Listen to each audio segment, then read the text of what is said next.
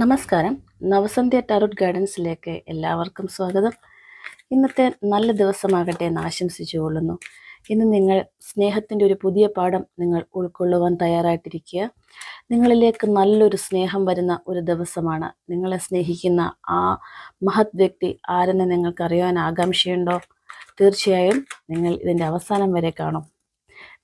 തീർച്ചയായും നിങ്ങൾ ഏറ്റവും നല്ല നല്ലൊരു സ്നേഹം, നിങ്ങൾക്ക് അവകാശപ്പെട്ടൊരു സ്നേഹം, നിങ്ങൾ ശ്രദ്ധിക്കാതെ പോയൊരു സ്നേഹമാണ് നിങ്ങളിലേക്ക് വരുന്നത്. നിങ്ങളത് ശ്രദ്ധിക്കണം, തീർച്ചയായിട്ടും ശ്രദ്ധിക്കണം. നമുക്കൊരു റീഡ് എടുക്കാം, അതിനുശേഷം പറയാം ആരാണ് ആ സ്നേഹിക്കാൻ വരുന്ന വ്യക്തിയെന്ന്. ഓക്കെ, നമുക്കിന്ന് യൂണിവേഴ്സ്, എന്നെ കണ്ടുകൊണ്ടിരിക്കുന്ന എൻ്റെ വ്യൂവേഴ്സിൻ്റെ കറണ്ട് എനർജി എന്താണ്? അവർ ജീവിതത്തിലേക്ക് എന്തിലേക്കാണ് ഫോക്കസ് ചെയ്യേണ്ടത്?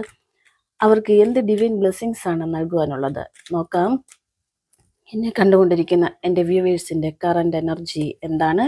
എന്തിലേക്കാണ് ഇന്ന് ഫോക്കസ് ചെയ്യേണ്ടത്? എന്ത് ഡിവൈൻ ബ്ലെസ്സിങ്സ് ആണ് വരുന്നത്? നമുക്ക് നോക്കാം. ഇന്ന് എൻ്റെ വ്യൂവേഴ്സിൻ്റെ കറണ്ട് എനർജി എന്താണ്? 4 ഓഫ് വൺസ് ആണ് വന്നിരിക്കുന്നത്. നല്ലൊരു ആഘോഷ സ്ഥലം. നിങ്ങൾക്ക് ഇന്നൊരു സെലിബ്രേഷൻ്റെ ഒരു ദിവസമാണ്.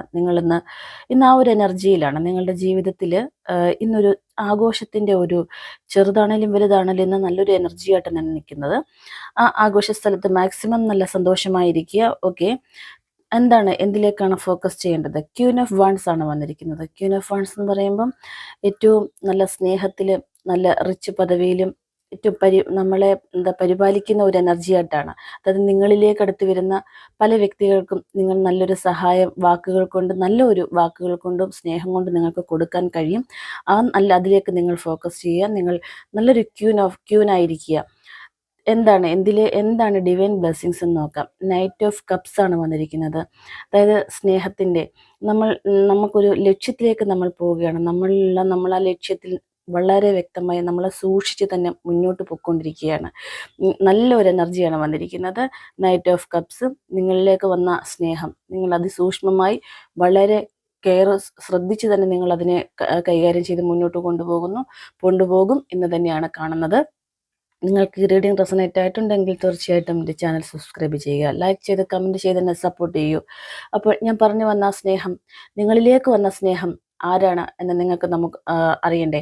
അത് വേറെ ആരുമല്ല, നിങ്ങൾ വന്നപ്പോൾ നിങ്ങളുടെ കൂടെ വന്നതും നിങ്ങൾ പോകുമ്പോൾ നിങ്ങളുടെ കൂടെ വരുന്നതുമായ ഒരു വ്യക്തി തന്നെയാണ്. അത് മറ്റാരുമല്ല, നിങ്ങൾ കാണാത്ത നിങ്ങൾ തന്നെയാണ്.